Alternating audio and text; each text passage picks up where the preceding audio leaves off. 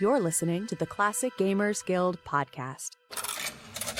This makes my nipples hard.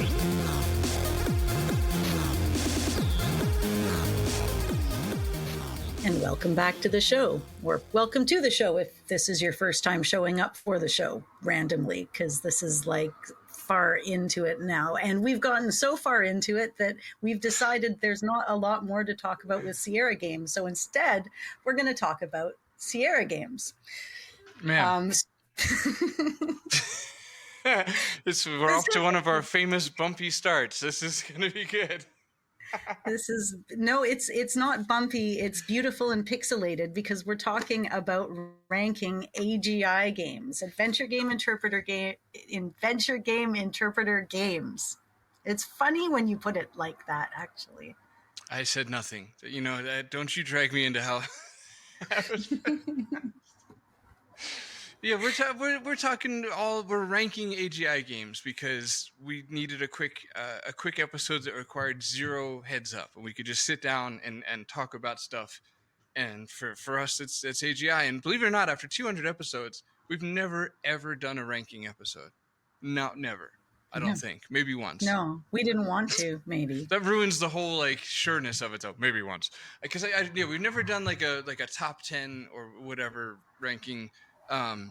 We've saved it for emergencies. Like now, we're like, we need to do a thing. So we're doing a thing, and we're gonna rank them all, and we're even gonna do math at some point, and calculate or average out our rankings. So at the end of this episode, you're gonna get, a ranking.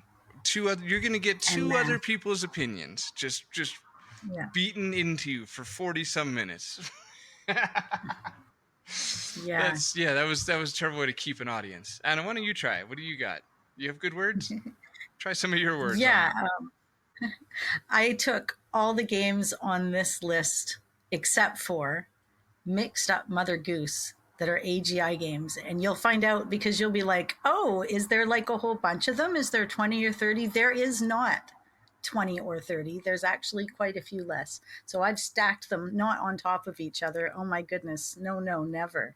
But I've stacked them in some general way next to me so that I can refer to the boxes during the episode because I think that I needed a reason to own them. And This podcast is one of the few reasons I have to run to the big Live Edge shelf above my couch, like jump over people that are on the couch trying to play games and be like, I need this one and this one, this one, this one, and this one, this one. And then I can like put it down in their face and be like, remember this one's got this book in it. And he's like, yeah. Right. He's like, please leave.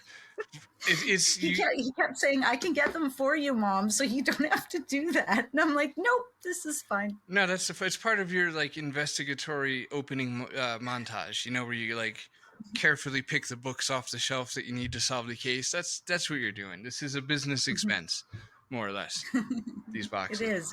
As I blow the dust off and say, haha, time for another round, shall we?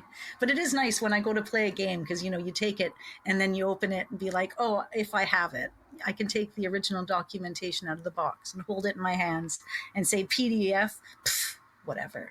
Right. Yeah, this is all just justification. Is without beating around the bush, but it's job well done. I mean, check. Or Shek, if it's in writing. Yeah. All right. Where should we start off? We should just go in chronological order here. Yeah, give or take, Let's start with the original OG Quest for the Crown, 1984 is the version we're talking about, AGI. And boy, is it ever something. I like how you said 84 there. It sounds like you're giving in a little bit. Last episode when we discussed this, you were on the 83 side, if you remember. We had a very public fight about it. Yeah, it was. They were all the newspaper articles were like, is this the end of the CGG podcast? Host Feud goes live on air. Man, I love that voice. So we need to do something with that someday. Just us as a society. Yeah, like a character. Yeah. Somebody that runs a ride or something, or like an exhibit. Right. It does have a nice abandoned amusement park kind of vibe to it. Welcome to our It really park. does. I think it'll be quite good. We were doing King's Quest 1. Oh, so wait, hold on. Did you see tons of 1984 in your research for this episode? Is that what happened? No, Salt I that was womb a like, little bit. Wait, not womb. you and I both didn't want to do this episode. So I was like, I well, know, I imagine won't salt make it in a any womb. harder. That's just fucked up. Yeah. Sorry. Okay, I'm so sorry. No, that is. It's like, is it like a slug? No, it's not. It's Wow, Quest for that's the Crown. way We talked immediately about worse. The visual No, was it- immediately worse. that was It bad. went in but there. yeah, it was. You can edit it as needed. We both know I'm not doing that. Yeah. It's true too. Quest for the Crown we talked about recently, so y'all kind of know how we feel about the AGI version, which is technically probably what got us thinking about doing AGI stuff in the first place. It's simplistic and it's fun. The music is a slight improvement over the original Apple II version. Okay, we always look at this just analytically. Let's just for this, like in like a National Enquirer ragmag gossipy like spirit. What do you feel about the game? Forget all the technical. We do that on other episodes. How do you just feel about playing King's Quest 1? Well, if I leave the realm of what it means to the industry and I go with myself, I've always felt intimidated by King's Quest 1.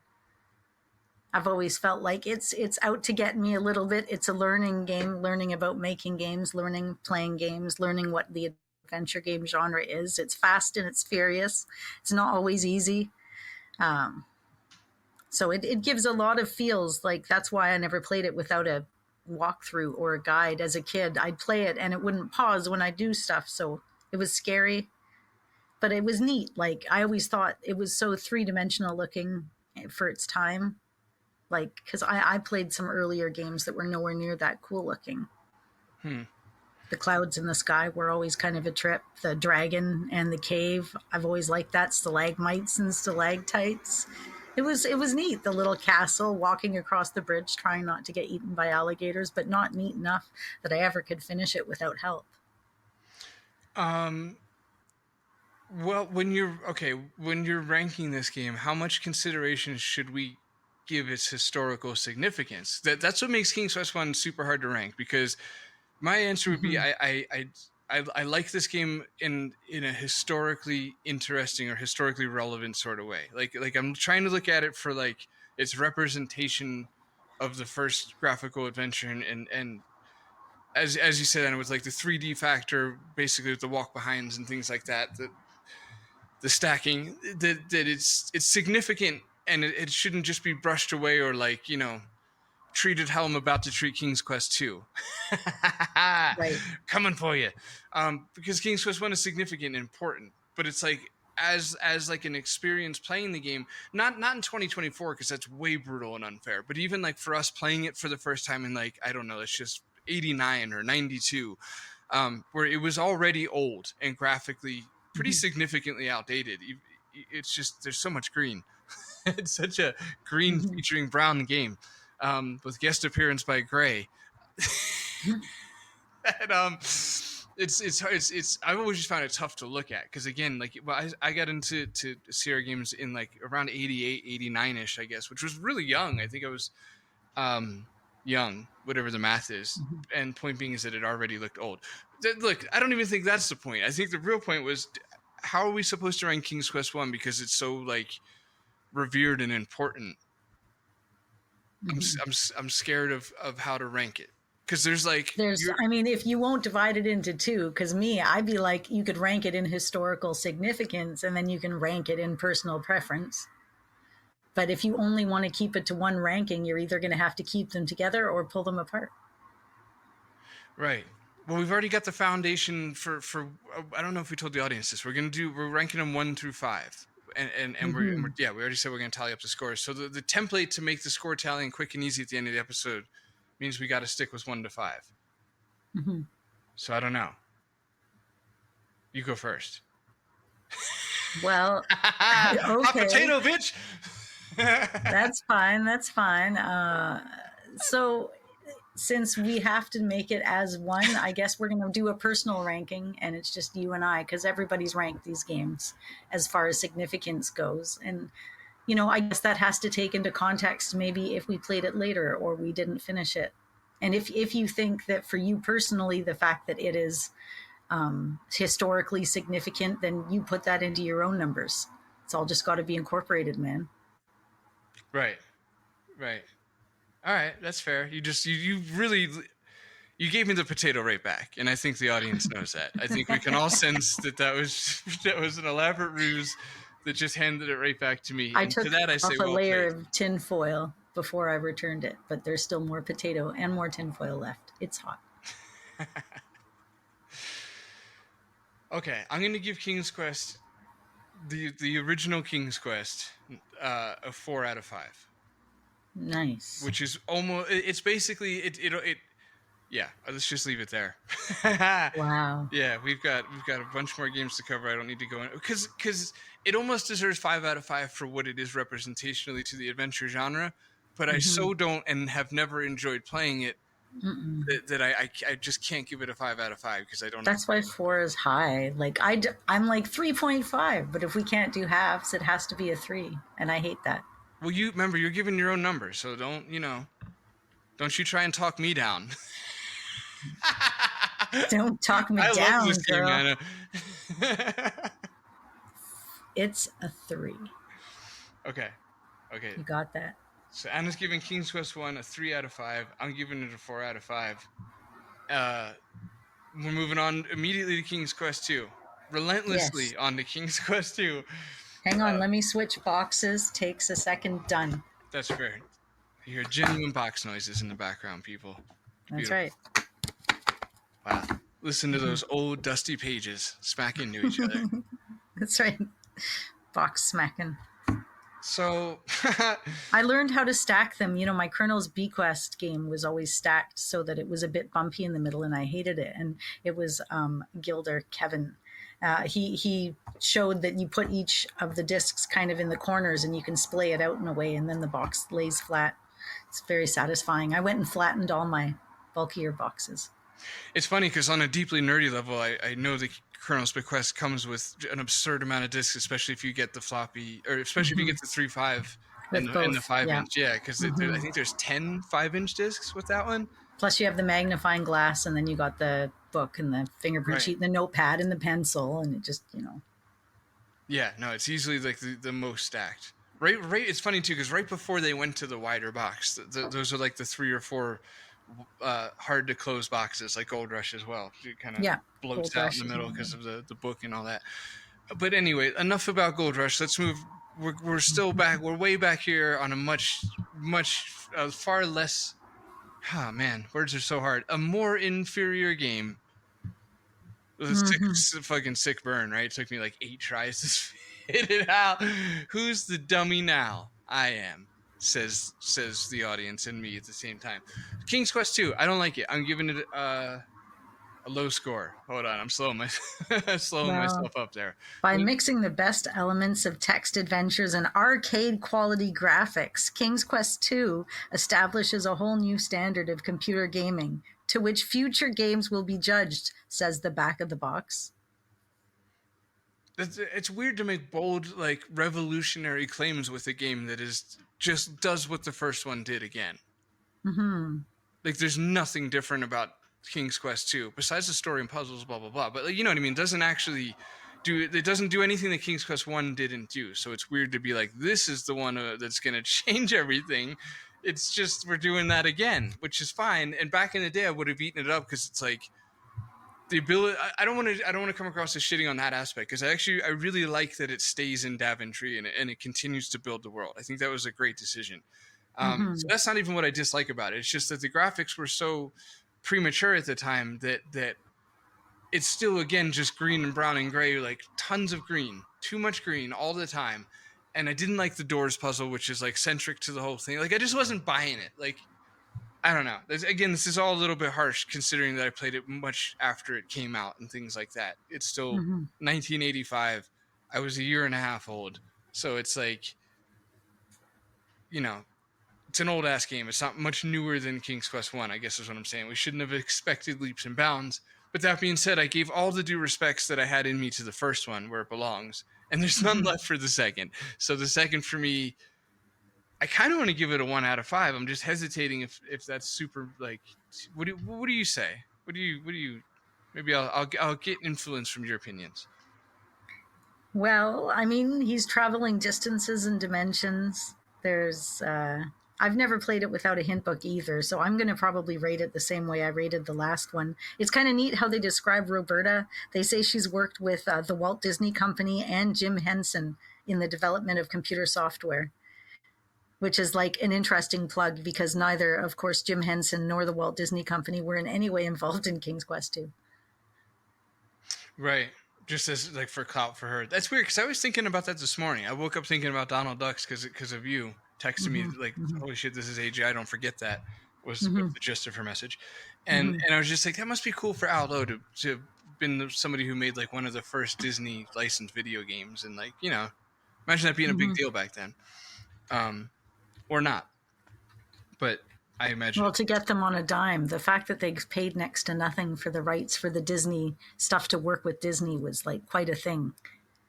Right, exactly. So what do you think about King's Quest 2? Your own personal Anna experience with it? I grouped it in with King's Quest 1, 2, and 3. Games that were too hard to play without a hint book. Games that didn't pause when I typed into them and everything kept moving. So I finished them when I got Korish's 3rd edition book of video games by following a really chunky walkthrough. And so I don't really remember a lot about the plot. I remember a vampire. I remember some witches. Witches are cool. I didn't feel that it had a lot of a storyline. I mean, you had to go and rescue a princess. And there was a beach, and there was underwater worlds. So, yeah, solid for what it did for the industry being a part of the series. I'm going to chuck it at a 3 out of 5. Solid. Okay. So you're giving it the same as 1? I am. I don't like because I grouped them together. You're lucky 100%. It's your choice and not mine. Because I would have done something different. I'm gonna give it. I feel bad. Is there anything else on this list? Hold on, that I would give a 1? Hang on, let me look at the inside of the box. Maybe there's something redeeming in it. I'm gonna give it. I got a hint book in here. A 1. I don't enjoy it. Okay. Yeah, no, I'm set. Like, if this doesn't get a 1, nothing is. And we chose 1 through 5 instead of 1 through 10. To give something a 1 out of 10 would be too harsh. This would be like a 3. Paul does not like the land of Kalima. It is not his cup of tea. Yeah. All right, we're good. We're good on that. I don't want to crap on it because I really love pretty much every other game coming up here. Count Dracula's Castle, the Enchanted Island. Woohoo! Some solid action going. It's got an embossed book. Count Dracula's Castle was cool. I did like that part of it. Yeah. And the book is actually, it's got these really cool colored, like giant pictures as the first letter of every paragraph. Like one has the Grim Reaper on it. Another one has like the owl on it with a moon. It's almost like an early version of Cedric, actually, without the little suit. Adorable. Right. Oh, and they use the owl a few times. So, see, my dad was just asking if the owl was in every single King's Quest game, and I said no. But I wonder if there is an owl somewhere involved in each one. A prophetic Cedric somewhere, just... Yeah, I don't know. There was definitely a moose head in most of them, but... Or just, Sierra ones. All right, let's move on to Black Cauldron, number 3. Sure, we've got our marks. But I'm taking a picture of the owl. Okay. Dude, don't send me that. Better. Oh, it'll come to you. You're going to get the owl. It's going to definitely arrive. The Black Cauldron, I haven't played. I've tinkered with it. I've never actually played through the game. I think I've started it a few times and played 5 minutes on a mobile phone. It's not. Am I correct that it's not text parser? It is. They did something different to bring children in with Black Cauldron? 8 different multiple solutions. There's like text on the bottom of the screen, and then you do action. So wait, did you play it? Maybe I should back up to that. Because I'm looking at the back of the box. Oh, here it is. You control the action with joystick or control keys. No text commands. Right. Okay. Thank you for confirming. Okay, so neither of us have played this then, yeah? No, but I do have the box in front of me. Does that count? I mean, yeah, you're in the door. I get some cred. You know what this came with, you guys? And I didn't even know because I didn't have access to this, but it came with like this whole storybook that looks like the front's like a comic, and it's like the instructions on how to play, but the front is like a castle, and then it's very fancy, is the point. Have you seen the movie? You have to, no. Sorry. Like maybe as a kid. Right. Okay. It teaches you how to draw a map, people, places, and things. There's Caesar Dalvern, a village that takes the name, Cair Dalvin. Sorry. There's the Creeper, the Derwin. I guess these are all creatures from the movie. They're like, here's these people ranking games, and they don't even know. They haven't even played the game. They're looking at boxes and making these decisions. And, it's funny how much our decisions are definitely going to impact the sale of these games going forward. I'm concerned. Right. With that. I'm trying to speak responsibly with that in the back of my mind the whole time. Because there's livelihoods at stake here, frankly. So it's all right. Well, listen. Neither of us played Black Cauldron, and I'll just say, we'll just get to them when we get to them. There's 2 others that I haven't played, which is fine. But because Anna and I I think we did the math ahead of time. We've both played 11 out of 14 AGI games, so that's enough for the episode. But this one, and I've played Manhunter 1 and 2. I've just not completed them, so I feel like I have some authority there. Wow, you're pulling rank on me already. Unbelievable. All right, so for Black Cauldron, we're just going to call that we don't know. We're not ranking this one because that's not applicable. What about from just looking at the back of the box or the pictures? Like, you have to give it something. Let's judge it without knowing it.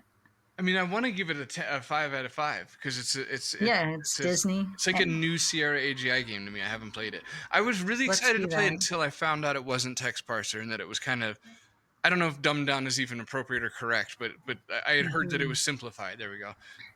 Because it's a children's game, I'm gonna give it.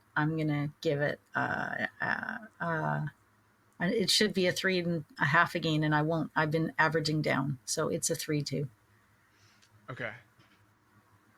Well, 1,020 cells of animation, 30 animated characters that walk and swim.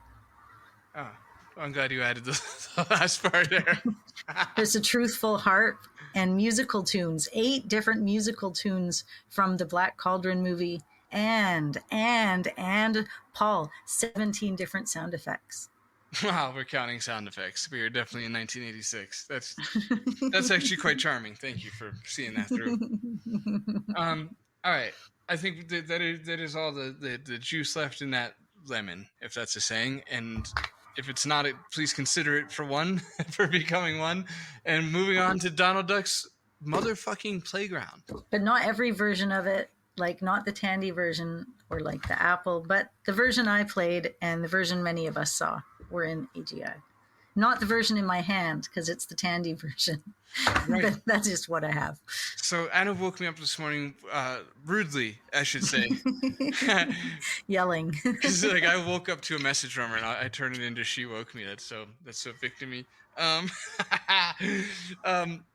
And she let me know that not only was Donald Duck's Playground actually on AGI, but with an asterisk mark, because it turns out that only the let's say the DOS, the IBM version is AGI, and the rest are EGI. Very cool. Yeah, the Amiga version and the original DOS version for randomly is AGI. It's like, what? But okay. Right.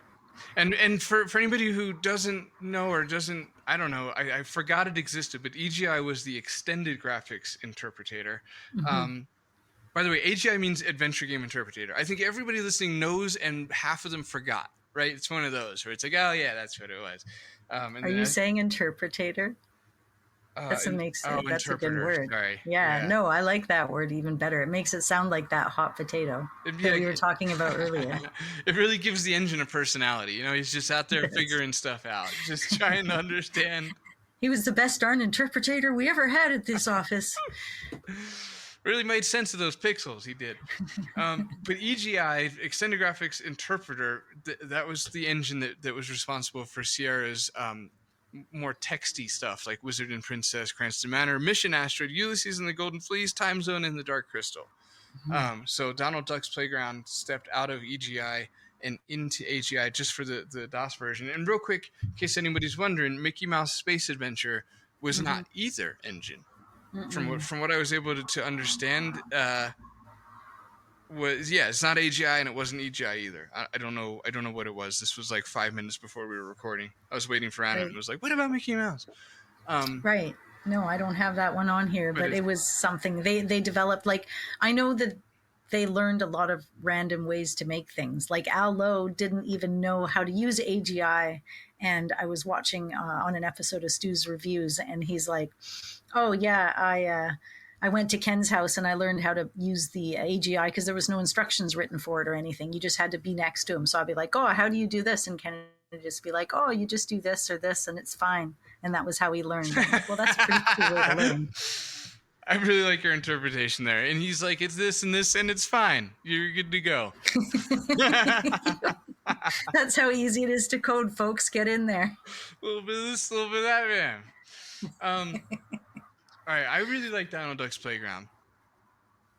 It's a really fun time. I spent a lot of time with it. I liked making money. I liked fixing my playground. I was like, the train one was kind of harder.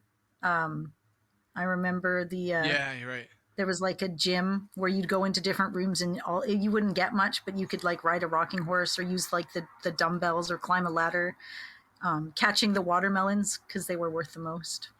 Right. I was kind of mistaking the watermelons for the train because you sort the fruit in like a very, I don't know, train car looking box or whatever. It does, into these crates, and it's on a train, like a train of fruit. Right, because they're moving. Thank you. Okay, that completes the memory. Yeah, that was always my favorite just because it was, it was just fast-paced, relentless action. Oh my God, but the toys on the shelf and the fucking train kept making them fall off the shelf, and you're like, yeah, that damn train.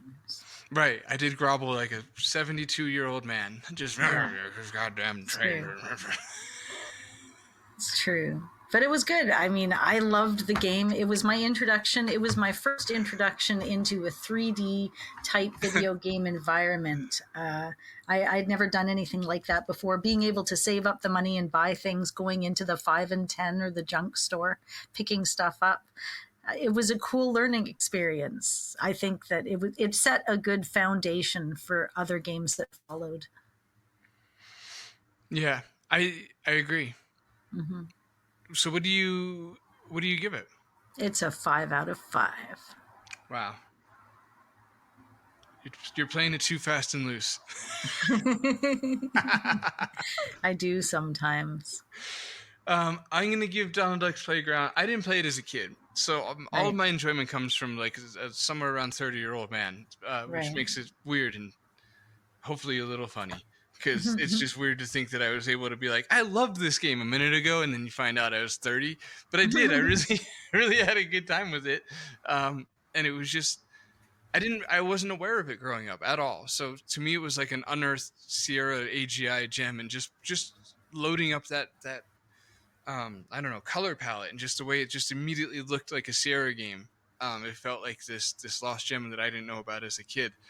Because I was playing, my educational games were like Reader Rabbit and shit like that, if that rings a bell to anybody. But so anyway, I liked it. I don't have nostalgia for it, and I want to save my 5s for just the cream of the crop, which is a gross but effective analogy or metaphor, whatever the difference even is between those words. I'm giving this a 3.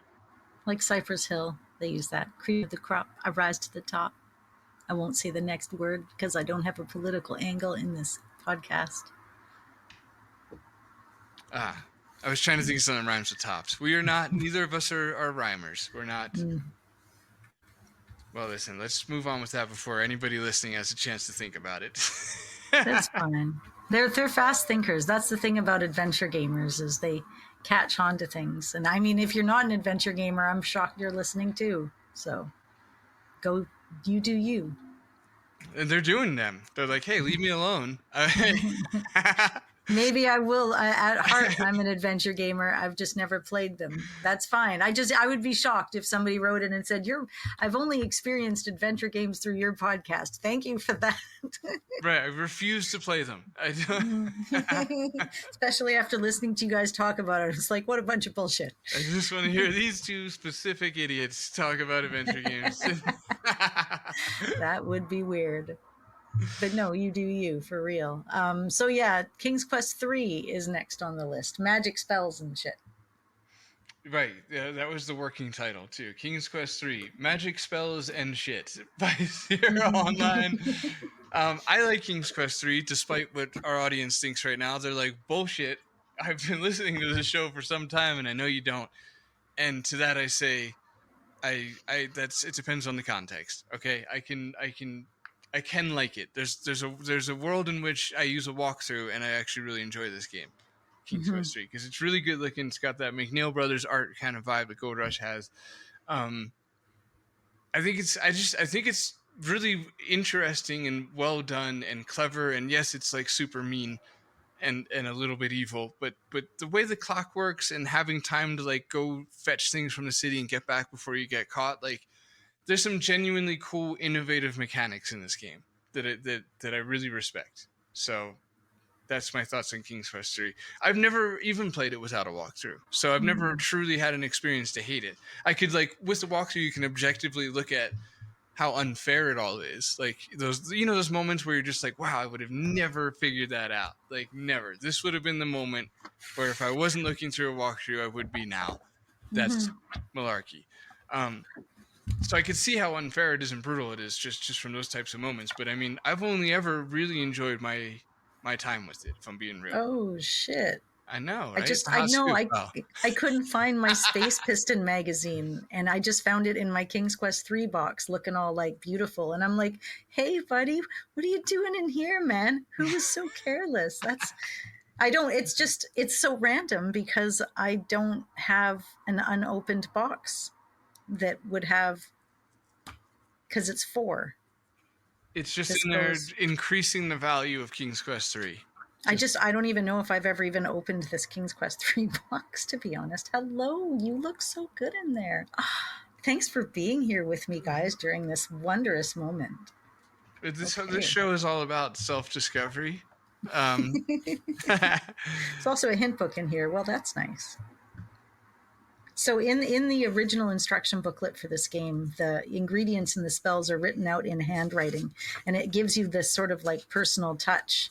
I can see in the copy that I had, people have checked off ingredients as they've gone through it, and it really does make you feel like you're a cultivator and a real magic user, and then you're sneaky at the same time. So there's like that element of like surprise and stress.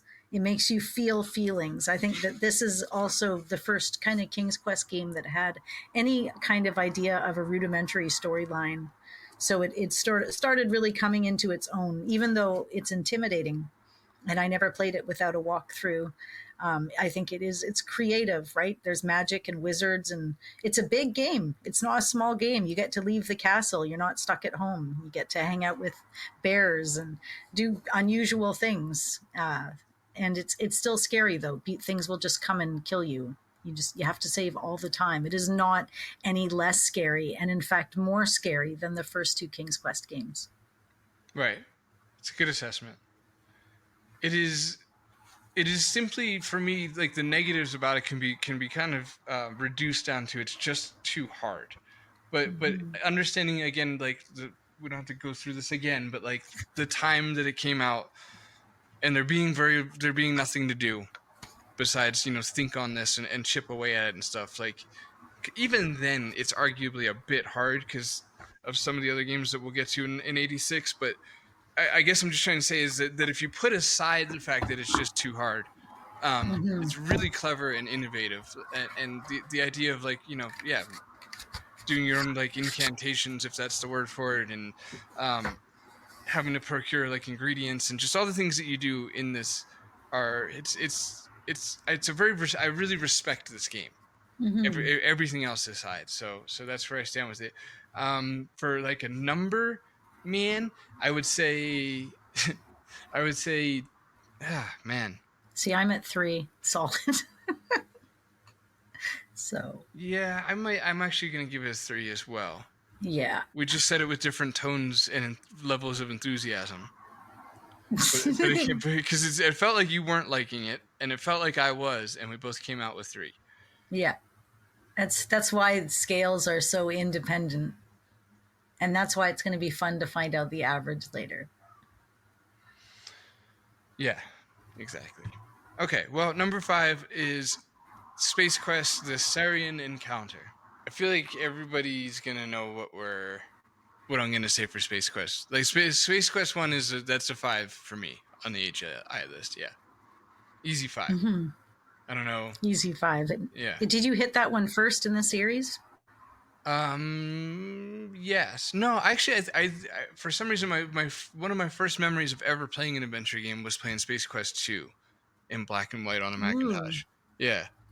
Well, that's a good memory. So I don't know what happened there. I'm pretty sure I've whittled it down to we must have bought Gold Rush, Police Quest 1, and Space Quest 2 at the same time we bought the computer. Because those 3 are like the first 3. I don't know which one even came first. It might have all been the same day. Fire them all up and see which one you want to play first, kind of thing. So, but anyway, yeah, I think I played two first, and in black and white, which was still just blown away by walking on the roof. But back to 1, I would just I don't think I need to really say anything about Space Quest 1. It's because of how many times I have before on record. Mm-hmm. So I'm just gonna make this my easy 5. What do you say? Well, I didn't play it till after, and it was now, I don't remember. Didn't you, on a version that you have the ability to pause? Like, did it pause when you were typing stuff on the version that you played of Space Quest 1, or did it keep playing through? I don't know for sure. I'm pretty sure AGI doesn't, and SCI 0 did. That's how I have it. Is that how it went? Yeah. Okay, yeah, because some of them would have been remade in a later. Yeah, it was. The reason I ask is it was just another one of those games on the list of too intimidating for me to play without a walkthrough. So although I appreciated the games and found them funny, they were games that I didn't play until I had already played Space Quest 4 and 5 and 6. And then I got that video game guidebook, and then I went back and played 1, 2, and 3. Right. Okay. And I'm recalling our King's Quest episode. So yes, the AGI is definitely the one where it doesn't pause, and then SCI 0, it does pause. Making King's Quest, I guess, Right. the only game where there's a version of both. Mm-hmm. So yeah, all the AGI games, they don't pause. It's funny that keeps coming up for you. So that was a real that really messed with you, huh? Like made things a lot more difficult. Yeah. Right. The pressure. I mean, and I get it. You can charge your response. I'm okay with it now. See, I remember way back when we were talking to Rick on a podcast episode, he had some versions of some of these earlier games, maybe even Space Quest, that paused because it was just some random version on some random system. And I don't remember enough details to even back myself up on it, but I do recall having the conversation. Okay, so and that makes sense because those are the exact strange tiny differences in like in ports. Like sometimes like the Mac and the Apple II GS or whatever, or Atari ST port might have a strange quirk like that where it does pause for you to type. That's believable, if not just vague enough to be removed from our canon because we don't know which one. But I believe it. Okay, so you found many wouldn't, but I will. Because I thought King's Quest 1 was, very hard. It's an early Sierra game. All the AGI games are hard. We could get that out of the way now. But I thought it was a lot more fair. There's definitely some unfair moments, don't get me wrong. But I thought it was more fair than the preceding AGI games. Probably by a lot. Because really the preceding AGI games in this case are just King's Quest 1 through 3. Omitting Donald Duck in Cauldron. I bet you liked that there was like always multiple solutions and stuff. In games like that, there was never just one way. You can drop the rock on him or kill him another way. Like all the way through the game, it was kind of like that. Like, how do you want to play this game, gamer person? Right. And Space Quest, I give them credit for making deaths fun. It's not to say that they weren't in the preceding King's Quest games, but I think Space Quest really leaned into it and like went out of their way to make the deaths funny or outrageous. And then all the other games after that, including King's Quest, then kind of shifted gears. Like, hey, it doesn't have to just be he's carried off by a bird. Like it could be, I don't know, goofier, whatever. I'm giving King's Quest 1 and 5. Sorry. Space Quest 1? Maybe, yeah. No, I'm going back. Cool. And giving that game. No, sorry. No, but the creators, they were influenced by Attack of the Killer Tomatoes and Mars Needs Women, and all of their favorite Earth movies that as aliens they would have watched. Because that's the thing. I mean, when you have games that are made by people that are not of this Earth, you end up with like wild, out of this world quality. Wow, very good. You really committed to that to the point where it confused me 2 times. But you got it back, right? Yeah, you got it back. I'm here very now. Very good. Yeah, way to show commitment. It's real, though. I mean, that is quotes. It's off the back of the box. Those are the movies that influenced them in these games. And they did have great deaths. So that was the relation. What do you give it? I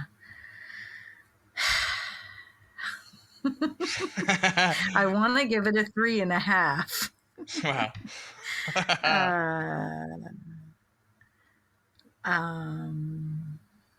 3?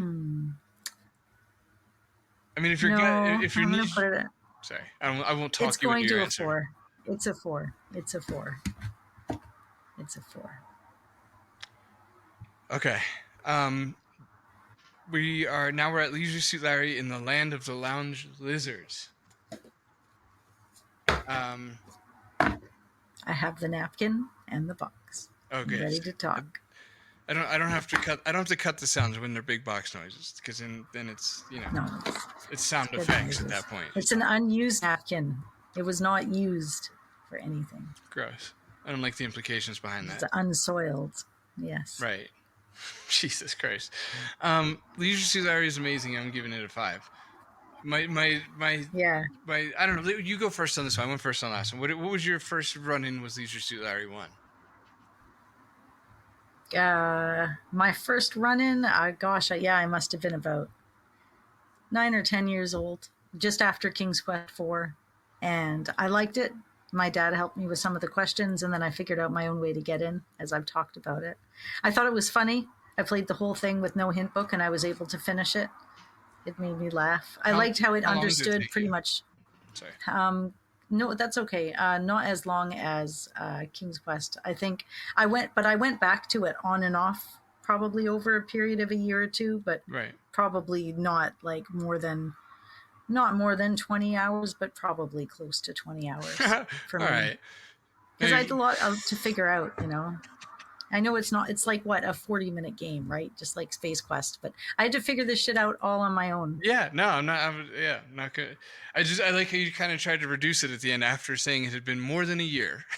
It was just like, well, not more than 20 hours. I mean, definitely a year of my life, but I like on the box, this is one of the coolest things. Communicate using full sentence input and optional joystick. The game understands over 900 words, including some of your 4-letter favorites. Like, that's a selling point. Naughty, yeah. Yeah, very naughty. Yeah, and Aldo made it with Mark Crow, the two of them together. So that's why you also have some of that wicked cool writing, because it was adapted from a text game. But they had to create like a character. So instead of it just being a game about you, which is kind of the text game was this generic, whoever it was, you could imagine yourself as him. They had to kind of create Larry and the persona around him while pretty much faithfully following the storyline and injecting humor into all of it. Right. Right. Yeah, it's always funny. I'm stuck on when you said Mark Crow. I was just thinking about how, because of the Mark Crow factor, that there's almost jarring scenes in Police Quest 1 that look like Leisure Suit Larry just because of the female portrait. And then that got me thinking that there was a real missed opportunity on Sierra's behalf to not have lefties be enlightened. Because I know, like after Larry 3, kind of like when Space Quest becomes Roger Wilco, in that same era, Larry became more like the cartoony, big nose, super short Larry. And then that doesn't feel like Lighten anymore, or Litten. No. That feels like cartoon. I don't know, it doesn't feel like the same world. But the first 3 Larry games do feel like Litten, just because of Mark Crow. Like the exact same kind of nighttime vibes and that's probably it. That's why, I mean, Police Quest vibed with me so hard when I got it, even though it was like a little bit more straight edge, and my humor would run more towards Leisure Suit Larry or the Space Quest games. Police Quest had this like funny wry humor about it too, and that similarity in look that it pulled me in so quickly. Yeah, there's like a sternness in the humor that's because I was just thinking the other day how, like, in Phantom Fellows, I've tried to use the "you're blowing it" joke several times, and I really had to look myself in the mirror and be like, nobody's gonna get that. Like, like very few people who like Sierra like Police Quest. First of all, I know, right? Which is so weird. There goes 90% of your niche audience to begin with, and then talking about like a deep director's cut inside knowledge-y thing that Aulo had to tell us.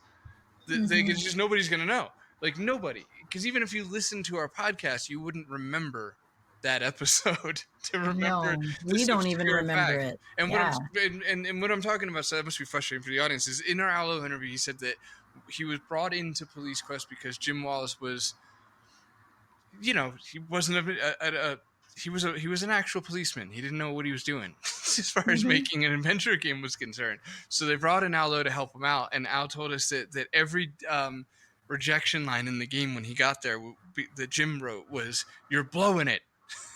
Just every line was just, "You're blowing it." There's something like this Wilford Brimley kind of voice in my head yelling it, and something just deeply funny about that to me. But that represents the humor of I think it represents I was very Daffy Duckish there. Tongue started to roll on that one. That represented the humor of Police Quest 1. There was like this stern, like old man yells at a cloud funniness about it. So I feel what you're saying. But anyway, we got to go back to Larry. And Larry, my dad really liked Larry. And I remember my mom used to always just like be so silly about how it was naughty. In like a totally fun, like ribbing way, like Daddy's playing the naughty game. And like there was just this really cute, if not, I dare say, healthy dynamic that I remember about my parents surrounding this game, and just something about it. And actually, I'm gonna steer out of that territory. What was he gonna say?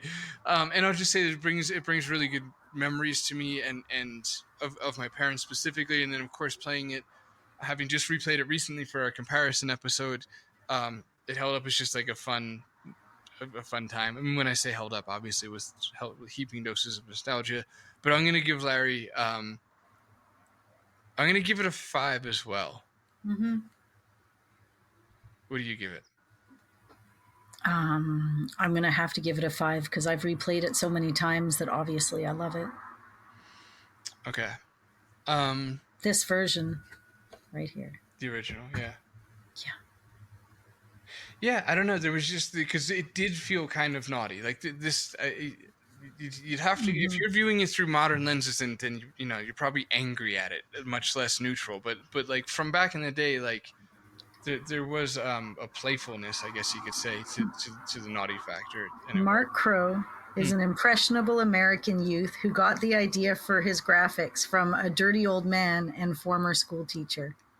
That's what it says. Wow. Was that the same person? The school teacher? I'm going to guess so, yeah. Okay. All right, well, Police Quest, next is actually Mixed Up Mother Goose. Which I do not have. There is no box noises. I have no box noises because I never really got into the kids games for the Sierra stuff, the educational games, because I jumped right into Larry's and King's Quests and Rosella's that... It's just like, no edumacations for me. Thanks. I really liked Mix Up Mother's Goose. Maybe I'm not sure I've ever really even talked about it in No, I've never I don't played know, it. 6 years and 200 and some episodes, because it's not. I don't know. I'm not even sure really what to say about it, but no, that's not true, because I replayed it recently. Was not recently, a couple of years ago with Strum. I really like this game. Like it hits like hardcore nostalgic notes for me. Like every time I see a screen from this game, I'm just like, whoa. Like I think I probably quietly spent more time on this game than most of the other games on this whole list. Like Okay. like I'm just guessing. Like that's on feel. Like it feels so strong, the nostalgia with this, that I must have just like spent hours playing this, and I Like, don't. when was your first time? Got it. I don't know. I almost took that jokey, inappropriate route, but it was too on the nose. I don't know. I She'll just tell you. right. Thanks. Yeah. You guys, you've been here long enough. We know. Um, I just know that I used to name the character. I picked the black haired kid and name him Paul, and I felt like it was me. Like it looked like me, which is just marvelous to think back on when you see the actual pixels and the low resolution, and just to also connect that with this vague memory of feeling really um well matched in the game. Yeah, I don't know. I played this game a lot. Then I recently played it again with Strummer, and it's just a giant fetch quest. Hmm. But like unabashedly so, where you have to go gather the things, which I guess, I mean, essentially that's what the first two King's Quests are, aren't they? It just has that more like on the nose, instructional value, because it's for kids, right? It's supposed to. Yeah, Um, because they remade this game later on, right? And did it in, I don't know, in AGI or no, in VGA. I think they did it in VGA later on. they did it in all the things. There's too Yeah. many versions. This game has more versions.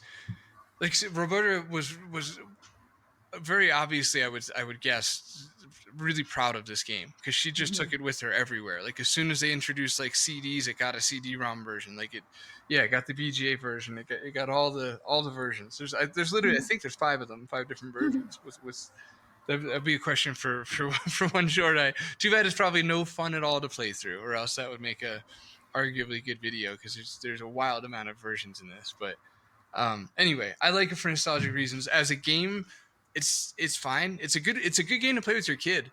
Like honestly, it holds up as far as kids are concerned nowadays. There's because especially like watching my kid grow up through like this Minecraft era and stuff. There's low resolution is never really gone out of style or whatever. Like I don't think a lot of kids look at pixels and find it jarring or old, because there's so much pixelated stuff in gaming still. So it's still fun to play with a game. Like I had a really good time playing. I just said game when I should have said kid. Point is, me and my kid had fun playing this when he was like, I don't know, 4, 6 ish, and I give it a 3. Yeah. I've never played it, and I don't know much about it, and I was a little too old for it, and I don't know about its impact on the gaming world, so I'm going to throw a 2 in on that one. I'm just going to omit this one, because I don't know how to do a game that one of us played and the other hasn't, because the other ones we haven't played together. Because it's all on impression. That's okay. I don't. You don't want to drag it down? Do you want me to make my thing a 3? Will you keep it now? See, that's why we shouldn't do it, because you know what I mean. It's like I feel it's devaluing it too much. This is the most mathematical we've ever been. God damn it! Ooh. I know we are by the book here, and We are it's a solid. rigid rule. So many rules. So many rules. so Oh many my God. The document in docs has just gotten so long now. Thank God we're out of there. All right. Okay, we did Larry. Did we? Yeah, we're doing Police Quest now. We talked about it briefly, but we haven't done it yet. Okay, thank you. That was exactly my confusion. But I thought, okay. So Police Quest 1. What are your thoughts on it? Well, I mean, it taught me how to read maps, taught me how to follow procedures. It's the only place in my life I would follow rules. Everywhere else, I was just like, screw that, anti-establishment, whatever. Like, that was me everywhere. But when I'm playing this game, I'm just like, hey, hey, save the game, like follow the rules, stay on the right side of the road, don't run the red light. And it was like, it was one place that helped contain the wildfire that was my existence as a young child. And yeah, it's been invaluable, man. I've been always a good shot with guns. I've always been able to sight things, and I know it's just like a digital game, but I've always been able to read maps and get people places. Like, everybody's always just like, here, Anna knows how to read maps. Like, it's just always been assumed. It taught me the CB radio codes so that I could make friends with all those trucker people off the mountain. It's definitely a life changer. Right. In the CV in my car. For better and worse. I mean, those truckers were pretty aggressive. We were on an island. So we were connecting with people that weren't on the island. They were on either in the States, in Port Angeles, or in Vancouver. But because we knew the lingo, they were always willing to talk with us. Interesting. You're right. Well, yeah, actually.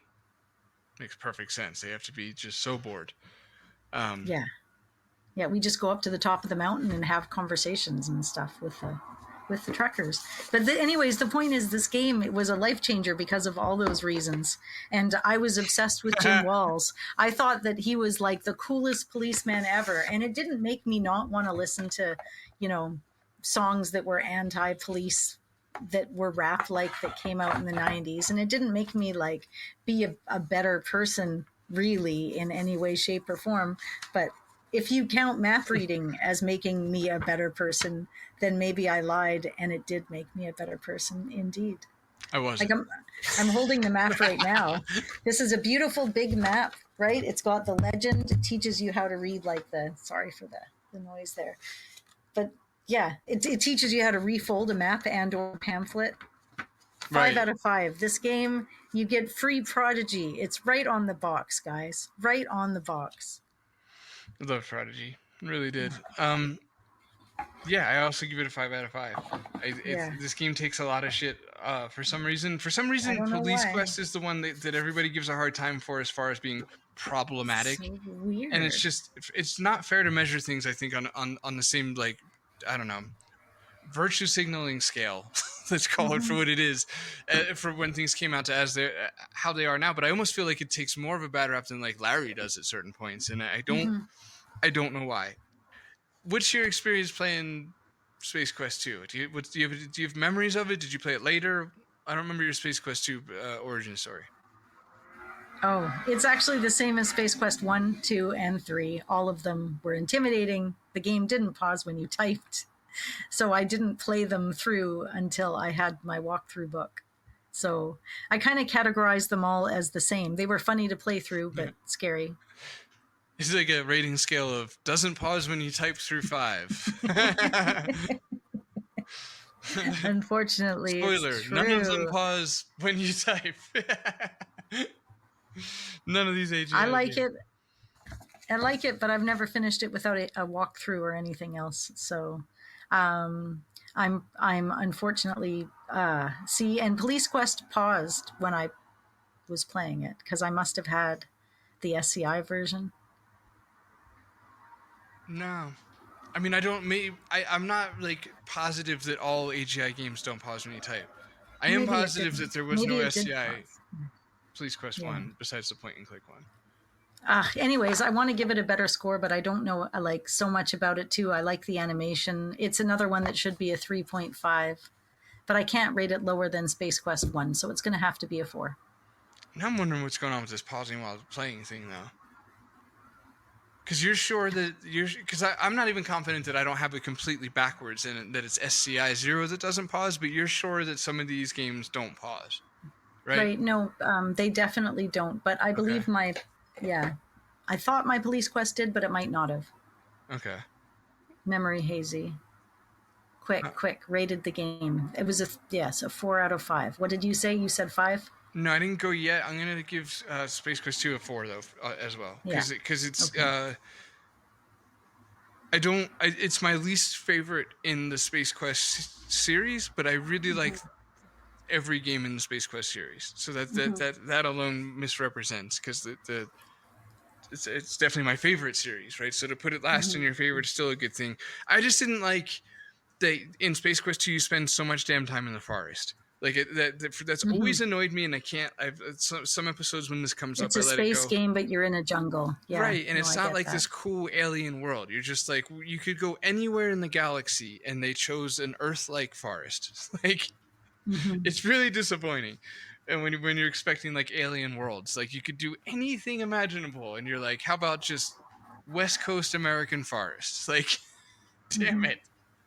But I do like the reproduction salesman thing. That just like the cloning factor was a cool visual, and it's Space Quest, and it's still actually a fun game to play through. And I thought the difficulty level was good for AGI, and that's that. So 4 out of 4.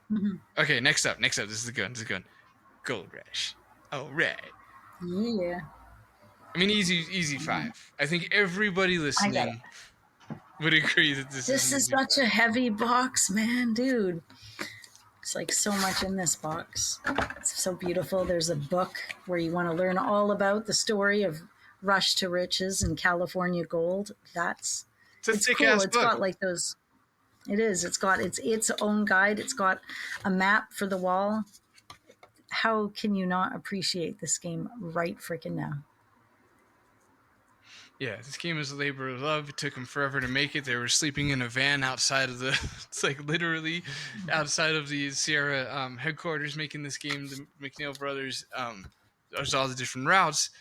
We've talked about plenty on the show before. It's an underrated game, Sierra game. If you haven't played this game, it's fun. You should play it.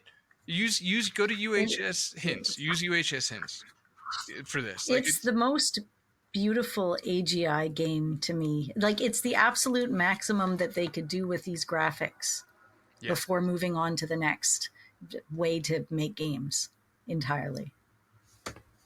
Yeah, I completely agree. Yes, it's absolutely gorgeous. It's very interesting. Like, every screen is just very interesting and fun to look at. And the deaths are great. The different travel routes that you can take are a lot of fun.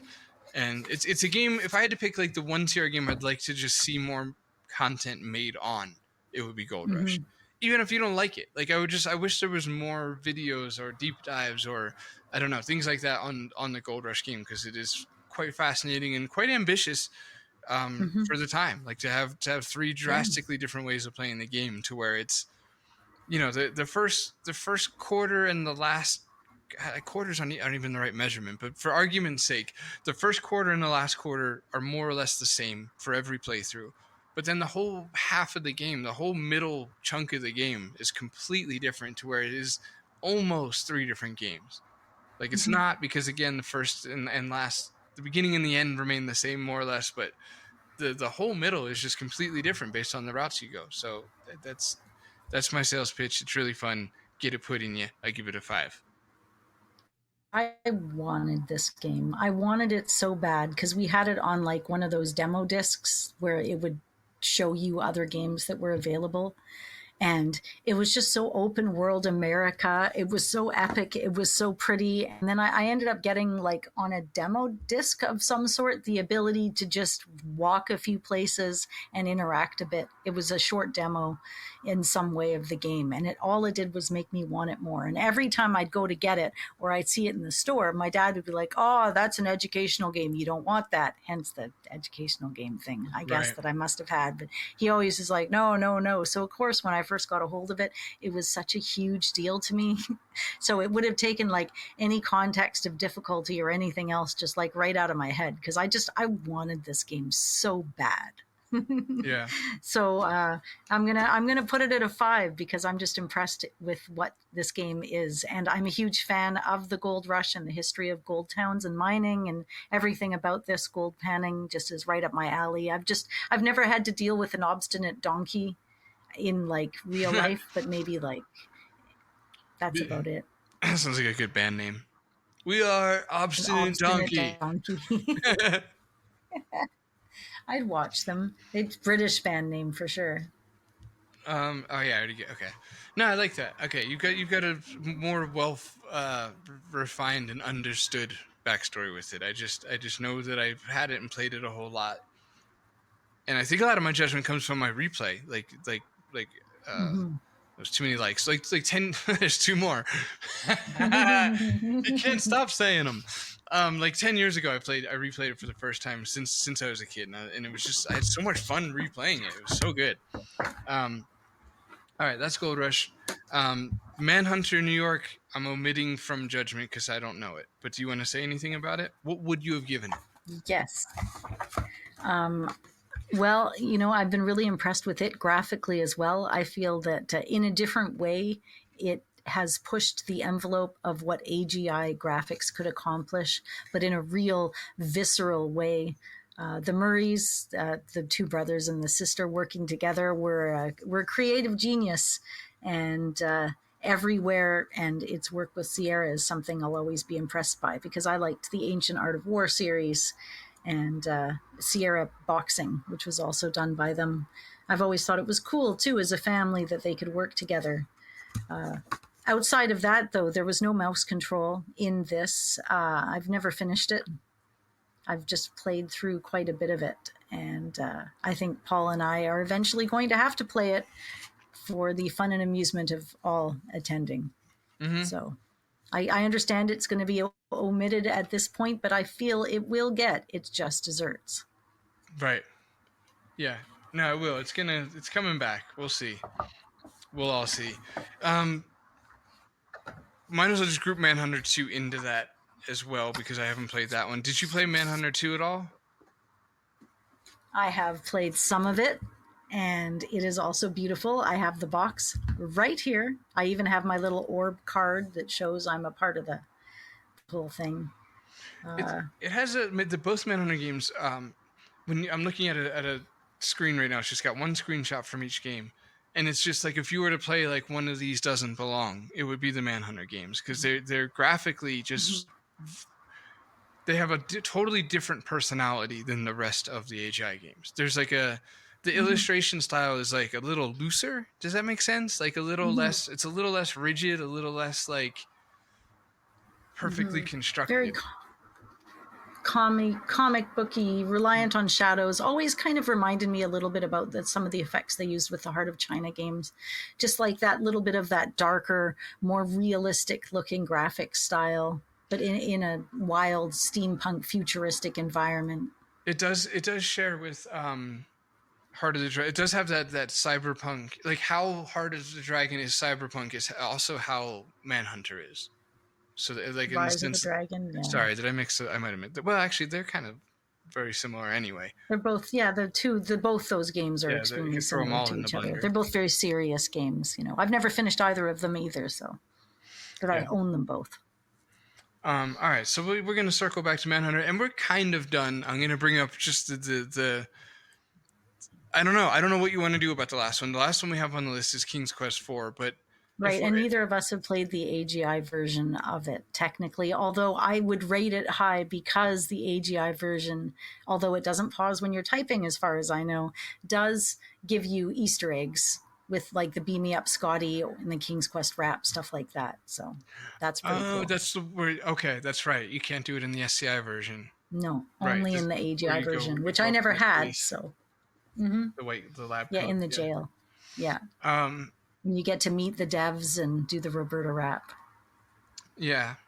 Let's just omit this one. I think we'd both probably. I know I'd give it a 5. I'd give King's Quest 4 or 5 in general. So there's that. But it's like, like you kind of alluded to, it's inauthentic because we didn't actually play the AGI version. Most people listening probably didn't sell very well. Is a large part of my assumption there, and it's not known for its AGI version. Not that it's not, but you know what I mean. There's no need for an exception here. So We're done.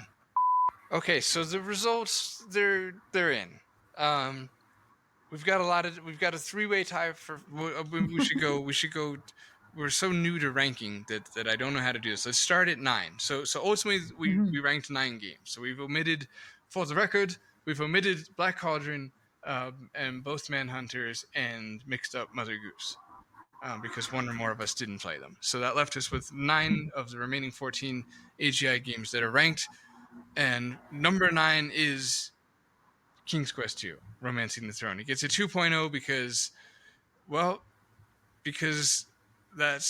I give it a 1 and you give it a 3. And that's how math seems to work. We don't have to give reasons. We already gave reasons. This is just the outcome of said reasons. So, giving myself permission to move swiftly down this list. Number 8, King's Quest 3. Gets a 3.0. I blame Anna. I thought it deserved better than that. Sorry, guys, for Anna. I'm always the troublesome one. Unbelievable. Number 7, King's Quest. Just King's Quest. It's a 3.5. So that's interesting. Mm-hmm. That's a weird, it's a decimal based rating, 3.5 so King's Quest 1 beats King's Quest 3. So that okay, interesting. This data is interesting. Number 6. I shouldn't have been the one that read these. Number 6 is Space Quest 2, getting a 4.0. So you can tell we like AGI because we're already into the 4s. Number 5, Donald Duck. Actually, I guess 5 and 6 are a bit of a tie. They're both 4.0. I mean, that's not a bit of a tie. That is a tie. Essentially a tie, yes. And then number 4, but definitely number 4, but it doesn't matter. Let's not do any more confusing on everybody. Number 4 is Space Quest Sarian Encounter is a 4.5 out of 5. So that means that the next 3 are tied for first. And that is Gold Rush, Police Quest 1, and Leisure Suit Larry. 5 out of 5. Woohoo! Yeah. So, I'm okay with that. That is not like everybody else's, and I'm okay with that. Well, one of the weirder things about the results are we're basically saying if you don't play those 3, then play Space Quest. And if you don't play Space Quest 2, and if you don't play Space Quest 2, then play Donald Duck. Basically, Donald Duck. Yeah, wow.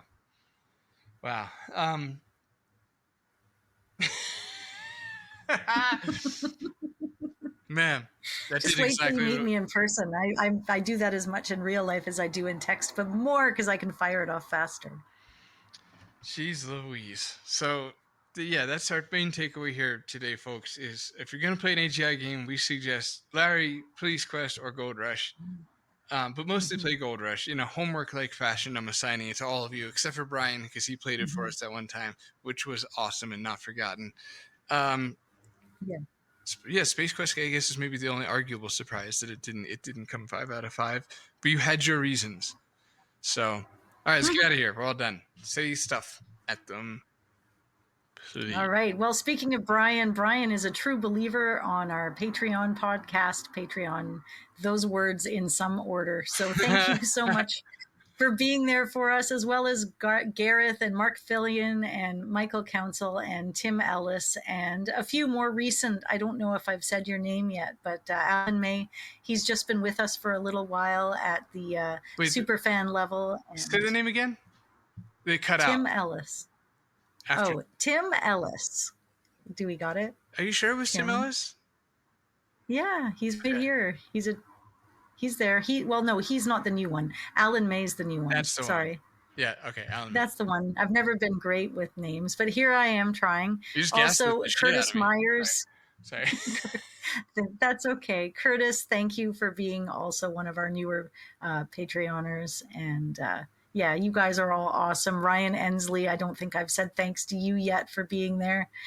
And everyone else who continues to be awesome by still being there. Paul Corman, aren't you great? You're a show supporter.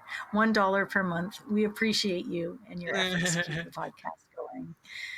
That's good stuff. As well, you know what? We do have a page and a group on Facebook, so you could probably go look for us out there if you wanted to. You could also check out our Twitter. Occasionally, 1 out of every 10 tweets, we tweet something other than just the episodes, like maybe pictures of the games we're talking about today. So we'll see what ends up out there. No guarantees. Email us, mail@theclassicgamersguild.com. That would be just fine. You can check us out on Instagram and YouTube. I have a couple of people that faithfully say, hey, on Instagram, how's it going? Really liked the episode. So thanks to you. I appreciate you all very, very much. And thanks for listening to the episode. Don't do a murder.